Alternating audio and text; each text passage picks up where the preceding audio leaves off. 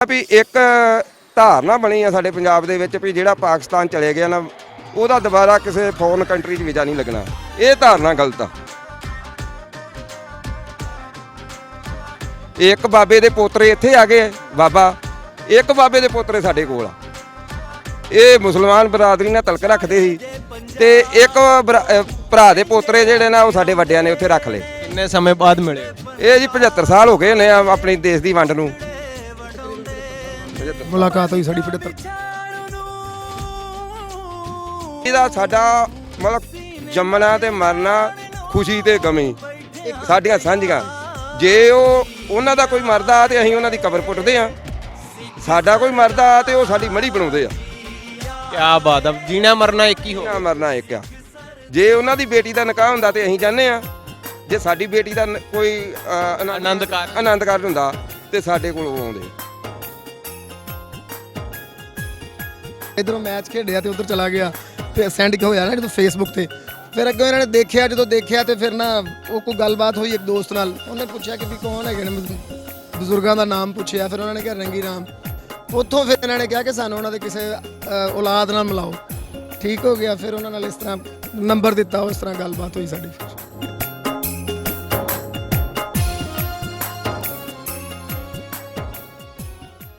अस्सलाम वालेकुम, सत श्री अकाल जी। मैं हाँ इकबाल खां, तुसी देख रहे हो चैनल एक पिंड पंजाब दा। एक पिंड पंजाब दा चैनल दी टीम पहुंची अज ननकाना साहब जी 553वें गुरपर्व दे मौके ते कुछ सिख संगतां जड़ियां ने वो साडे नाल मौजूद ने। असीं इन्हां दे विचार जिहड़े आ तुहाडे अगे पेश करांगे।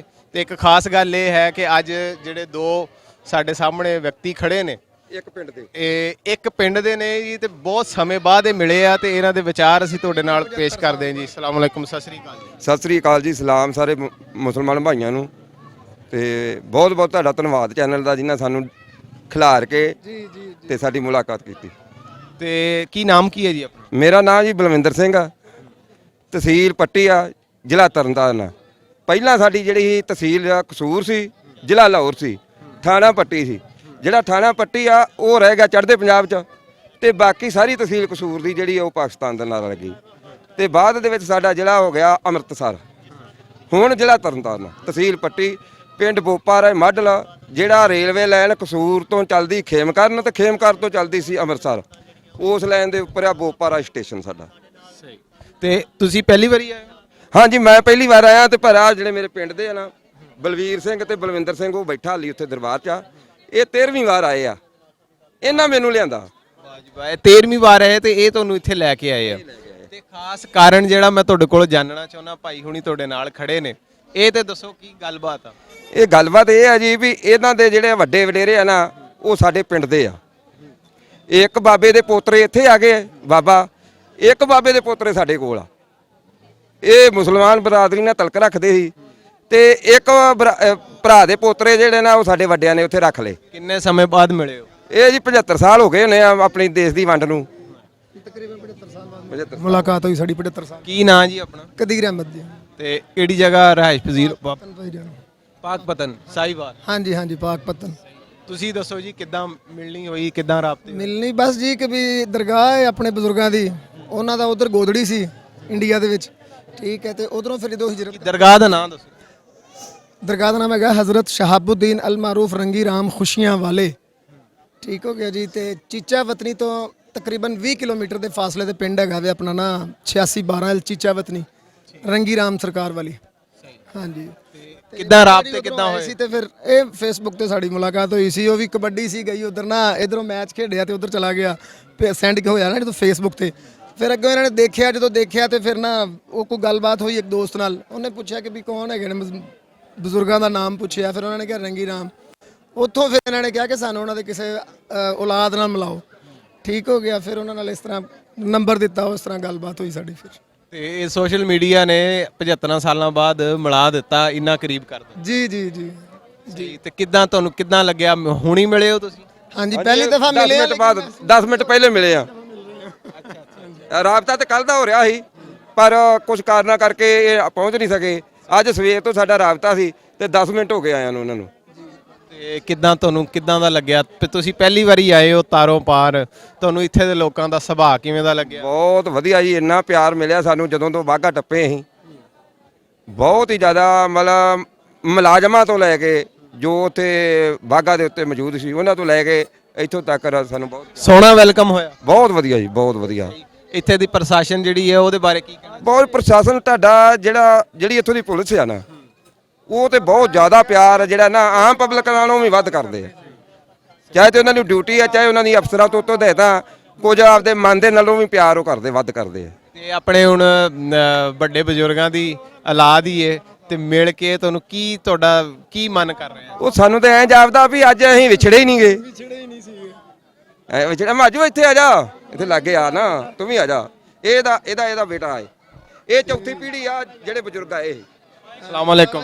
वालेकुम सलाम। की हाल चाल आ? अल्लाह ताला का की नाम तेरा?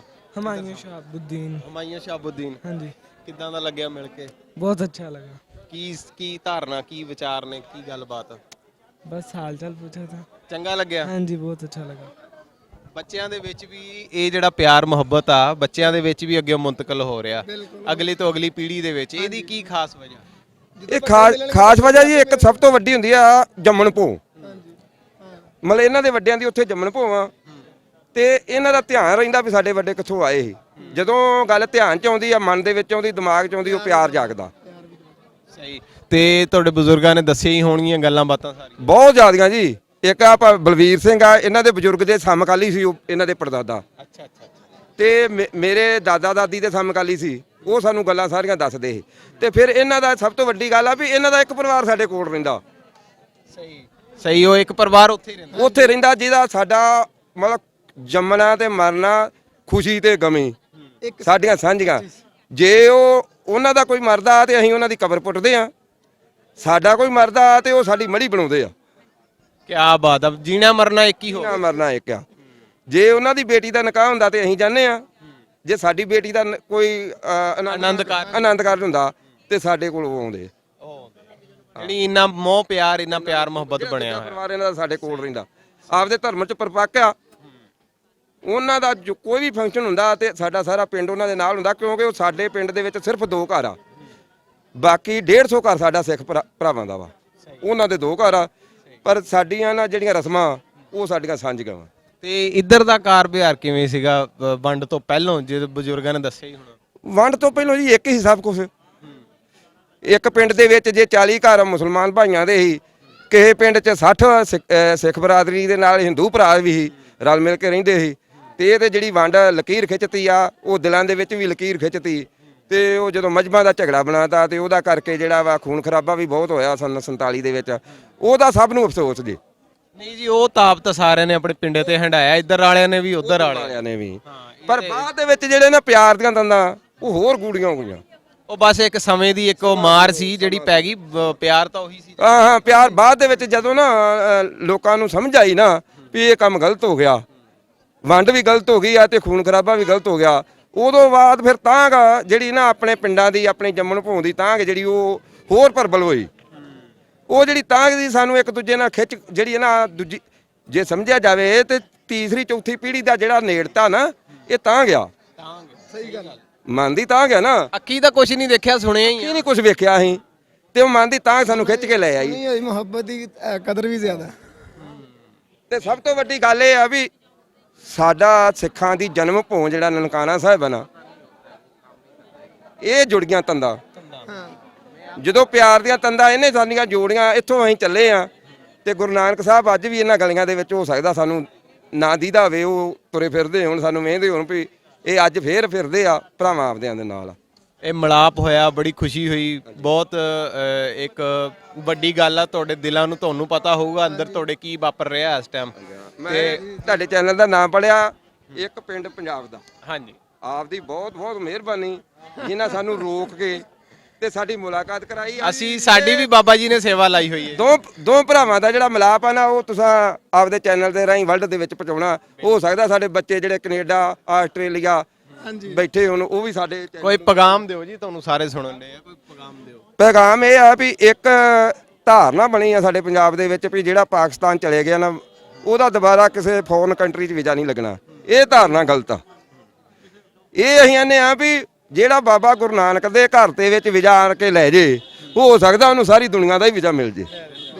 ਇਹ ਧਾਰਨਾ ਵੀ ਗਲਤ ਬਣਾਈ ਹੋਈ। ਇਹ ਧਾਰਨਾ ਗਲਤ ਆ। ਮੈਂ ਇੱਕ ਗੱਲ ਹੋਰ ਕਰੂੰਗਾ ਵੀ ਮੇਰਾ ਭਣਵਈਆ ਸਾਹਿਬ ਆ, ਉਹ 2 ਵਾਰ ਪਾਕਿਸਤਾਨ ਆਏ ਆ, ਇਸ ਵੇਲੇ ਉਹ ਆਸਟ੍ਰੇਲੀਆ ਦੇ ਵਿੱਚ ਆ। ਮਤਲਬ ਇਹ ਧਾਰਨਾ ਗਲਤ ਆ। ਇਹ ਨਹੀਂ ਵੀ ਵੀਜ਼ਾ ਹੋਰ ਦੇਸ਼ ਦਾ ਨਾ ਲੱਗੂ ਹਰਕਦਾ ਹੀ ਕਿ ਉਹਦੇ ਦੂਸਰੇ ਦੇਸ਼ ਨੇ ਵੀਜ਼ਾ ਦੇਣਾ, ਉਹਦੀ ਮਰਜ਼ੀ, ਜਿਹਨੂੰ ਦੇਵੇ ਜੀ ਮਰਜ਼ੀ। ਇਹੋ ਜੀ ਕੋਈ ਗੱਲ ਨਹੀਂ ਗੀ। ਹੋ ਸਕਦਾ ਬਾਬਾ ਗੁਰੂ ਨਾਨਕ ਉਹਨਾਂ ਦੀਆਂ ਤਰੱਕੀਆਂ ਬਖਸ਼ਦੇ ਜਿਹੜੇ ਅੱਜ ਇੱਥੇ ਆਏ ਆ।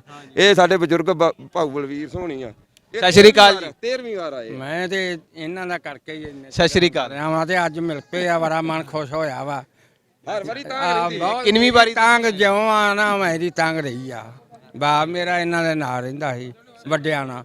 ਸਹੀ। ਤੇ ਮੈਂ ਵੀ 75-76 ਸਾਲ ਦੀ ਉਮਰ ਹੋ ਗਈ ਆ।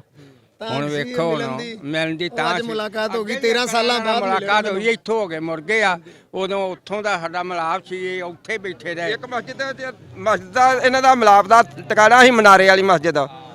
ਉਹ ਇਹ ਦੂਸਰੀ ਮਨਾਰੇ ਵਾਲੀ ਮਸਜਿਦ ਵਿੱਚ ਬੈਠਾ ਰਿਹਾ ਤੇ ਉਹ ਦੂਸਰੀ ਮਨਾਰੇ ਵਾਲੀ ਮਸਜਿਦ ਦੇ ਵਿੱਚ ਹੋ ਕੇ ਚਲੇ ਗਏ। ਪਰ ਨਹੀਂ ਸੀ ਮਨਜ਼ੂਰੀ। ਮਿਲਾਪ ਨਹੀਂ ਹੋਇਆ। ਅੱਜ ਜਿਹੜਾ ਸਾਡਾ ਮਿਲਾਪ ਹੈ ਨਾ, ਉਹ ਆਪਣੇ ਕਲਾਥ ਹਾਊਸ ਵਾਲੇ ਆ ਸਾਡੇ ਵੀਰ ਜੀ, ਨਾਲ ਤੋਂ ਅਸੀਂ ਕੱਪੜਾ ਖਰੀਦਦੇ ਨਾ। Sheikh cloth house. ਹਾਂਜੀ, ਕਿਹੜਾ ਨਾਂ? ਸ਼ੇਖ ਕਲਾਥ ਹਾਊਸ ਵਾਲੇ। ਉਹਨਾਂ ਸਾਡਾ ਮਿਲਾਪ ਕਰਾਇਆ ਆਪਦੇ ਫੋਨ ਤੋਂ, ਤੇ ਉਹਦੀ ਦੁਕਾਨ 'ਚ ਹੀ ਮਿਲੇ ਅਸੀਂ। ਸਹੀ। ਹਾਂਜੀ, ਆਪਦੀ ਬਹੁਤ ਬਹੁਤ ਮਿਹਰਬਾਨੀ। ਬਹੁਤ ਬਹੁਤ ਜੀ ਆਇਆਂ ਨੂੰ ਜੀ। ਤੁਸੀਂ ਪਾਕਿਸਤਾਨ ਦੀ ਇਸ ਧਰਤੀ ਤੇ, ਬਾਬਾ ਜੀ ਦੀ ਧਰਤੀ ਤੇ ਤੁਸੀਂ ਆਏ ਹੋ। ਸਾਰਿਆਂ ਨੂੰ ਦਿਲੋਂ ਮਨੋਂ ਬਹੁਤ ਬਹੁਤ ਜੀ ਆਇਆਂ ਨੂੰ। ਇਹ ਮਿਲਾਪ ਹੋਇਆ, ਬੜੀ ਖੁਸ਼ੀ ਹੋਈ ਹੈ। ਇਸੇ ਤਰ੍ਹਾਂ ਮਿਲਦੇ ਜੁਲਦੇ ਰਹੋ ਜੀ। ਇਹ ਜਿਹੜੀ ਜਗ੍ਹਾ, ਇਹ ਜਿਹੜਾ ਸਥਾਨ ਆ, ਇਹ ਮਿਲਾਪ ਦਾ ਹੀ ਸਥਾਨ। ਜੀ ਜੀ ਜੀ। ਇਹ ਪਿਆਰ ਦਾ ਸਥਾਨ। ਪਿਆਰ ਦਾ ਜੀ। ਗੱਲ ਹੀ ਪਿਆਰ ਦੀ ਫਕੀਰ ਬਾਬਾ ਗੁਰੂ ਨਾਨਕ ਨੇ ਜਿਹੜਾ ਨਾ ਪਿਆਰ ਦਾ ਪੈਗਾਮ ਦਿੱਤਾ, ਜੀ।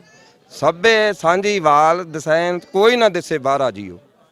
ਮਤਲਬ ਸਾਂਝੀਵਾਲਤਾ ਦਾ ਉਪਦੇਸ਼ ਉਹਨਾਂ ਦਿੱਤਾ। ਨਾ ਕੋਈ ਹਿੰਦੂ ਨਾ ਕੋਈ ਮੁਸਲਮਾਨ, ਇਹ ਸਭ ਜਿਹੜੇ ਆ ਨਾ ਆਪਣੇ ਬਣਾਏ ਫਿਰਕੇ ਆ। ਬਾਬਾ ਜੀ ਬਾਰੇ ਬੜੀਆਂ ਲੋਕਾਂ ਨੇ ਸ਼ਾਇਰੀਆਂ ਕੀਤੀਆਂ। ਬਾਬਾ ਜੀ ਬਾਰੇ ਫਰਮਾਇਆ ਕਿ ਆ ਤਲਵੰਡੀ ਦੇ ਬਾਦਸ਼ਾਹ ਗੁਰੂ ਨਾਨਕ ਜੀ ਮਹਾਰਾਜ, ਜੀ ਜੀ। ਤੂੰ ਲਾਡਲਾ ਬੋਲੀ ਮਾਂ ਦਾ, ਤੇਰੀ ਜੱਗ ਤੇ ਰਹਿਣੀ ਬਾਜ। ਹਾਂਜੀ। ਲੈ ਫੈਜ਼ ਫਰੀਦ ਕਬੀਰ ਤੋਂ ਹਾਂਜੀ। ਤੂੰ ਕੀਤਾ ਉਲਫਤ ਦਾ ਪ੍ਰਚਾਰ। ਜੀ ਜੀ ਜੀ। ਤੂੰ ਨਫ਼ਰਤ ਦੇ ਵਿੱਚ ਡੁੱਬਦੇ ਕਈ ਕੀਤੇ ਵੇੜੇ ਪਾਰ। ਜੀ ਜੀ। ਤੂੰ ਮਾਣ ਵਧਾਇਆ ਮੁਰਸ਼ਦਾ, ਤੂੰ ਵੰਡਿਆ ਜੀ, ਅੱਤ ਜੀ। ਪਿਆਰ। ਜੀ ਜੀ। ਪਾ ਸੱਚ ਦੀ ਛਾਨਣੀ ਪਾਪ ਚੋਂ, ਤੂੰ ਲਿੱਤਾ ਪੁੰਨ ਨਤਾਰ। ਜੀ ਜੀ। ਤੇਰਾ ਵਸੇ ਗੁਰੂ ਦਵਾਲੜਾ, ਤੇਰਾ ਉੱਚਾ ਹੋਵੇ ਨਾ। ਉੱਚਾ ਨਾ। ਦਿਨ ਰਾਤੀ ਸੀਸਾਂ ਦੇਵਦੀ, ਤੈਨੂੰ ਨਾਨਕ ਬੋਲੀ ਮਾਂ। ਜੀ, ਜੀ, ਤੈਨੂੰ ਨਾਨਕ ਬੋਲੀ ਮਾਂ। ਤੇ ਇਹ ਜਿਹੜੀ ਬੋਲੀ ਮਾਂ ਅਸੀਂ ਬੋਲਦੇ ਹਾਂ, ਇਹਦੇ ਵਿੱਚ ਵੀ ਬਾਬਾ ਜੀ ਦਾ ਬਹੁਤ ਵੱਡਾ ਹੱਥ ਆ, ਬਹੁਤ ਵੱਡਾ ਯੋਗਦਾਨ ਆ। ਜਿੰਨਾ ਵੀ ਜਿਹੜਾ ਨਾ ਬਾਬਾ ਗੁਰੂ ਨਾਨਕ ਦੀ ਬਾਣੀ ਹੈ ਨਾ, ਸਾਰੀ ਠੇਠ ਪੰਜਾਬੀ ਬੋਲੀ ਤੇ ਗੁਰਮੁਖੀ ਬੋਲੀ। ਹੋ ਸਕਦਾ ਅਲਫਾਜ਼ ਜਿਹੜੇ ਉਰਦੂ ਦੇ ਵੀ ਵਿੱਚ ਹੋਣ, ਪਰ ਇਹ ਰਲਦੇ ਮਿਲਦੇ ਆ। ਲਿਖਤ ਤਾਂ ਦੀ ਪੰਜਾਬੀ ਆ, ਲਿਖਤ ਮੁਖਤਲਫ ਆ ਤੇ ਗੱਲ ਉਹੀ। ਲਫਾਜ਼ ਗੱਲ ਇੱਕ ਆ। ਠੀਕ ਹੈ ਨਾ? ਬੋਲੀ ਆਦੀ ਆ। ਹਾਂ, ਇਹ ਬਾਬਾ ਗੁਰੂ ਨਾਨਕ ਨੇ ਨਾ ਸਾਰੇ ਧਰਮਾਂ ਨੂੰ ਮਿਟਾ ਕੇ ਜਿਹੜਾ ਵਾ ਨਾ ਇੱਕ ਧਰਮ ਜਿਹੜਾ ਸਿਰਫ ਉਹਨਾਂ ਪੈਗਾਮ ਦਿੱਤਾ ਵੀ ਪਰਮੇਸ਼ਰ ਤੇ ਅੱਲਾ ਇੱਕ ਆ, ਉਹ ਤਾਕਤ ਇੱਕ ਆ। ਨਾ ਮੁਖਤਲਫ ਆ। ਹਾਂ, ਨਾ ਵੱਖੋ ਵੱਖਰੇ ਆ। ਠੀਕ ਹੈ ਨਾ? ਕੋਈ ਅੱਲਾ ਕਹਿੰਦਾ, ਕੋਈ ਰਾਮ ਕਹਿੰਦਾ, ਕੋਈ ਰਹੀਮ ਕਹਿੰਦਾ, ਕੋਈ ਵਾਹਿਗੁਰੂ ਕਹਿੰਦਾ। ਨਾਮ ਉਹਦੇ ਹੀ ਆ। ਨਾਮ ਉਹਦੇ ਹੀ ਆ। ਹਾਂ, ਹੈਗਾ ਏਕ ਆ, ਨਾਮ ਅਨੇਕ ਆ। ਬਿਲਕੁਲ। ਇੱਕ ਓਮਕਾਰਾਂ ਦੇ ਵਿੱਚ ਵੀ। ਹਾਂ, ਇੱਕ ਓੰਕਾਰ ਦਾ ਮਤਲਬ ਇਹ ਆ ਵੀ ਜਿਹੜਾ ਉਹ ਇੱਕ ਆ, ਇੱਕ ਹੀ ਪੈਦਾ ਕਰਨ ਵਾਲਾ ਸਾਰੀ ਸ੍ਰਿਸ਼ਟੀ। ਠੀਕ ਹੈ ਨਾ? ਤੇ ਆਪ ਕੀ ਬਹੁਤ ਬਹੁਤ ਮਿਹਰਬਾਨੀ। ਵਾਹਿਗੁਰੂ ਜੀ ਕਾ ਖਾਲਸਾ, ਵਾਹਿਗੁਰੂ ਜੀ ਕੀ ਫਤਿਹ। ਸਤਨਾਮ ਸ੍ਰੀ ਵਾਹਿਗੁਰੂ।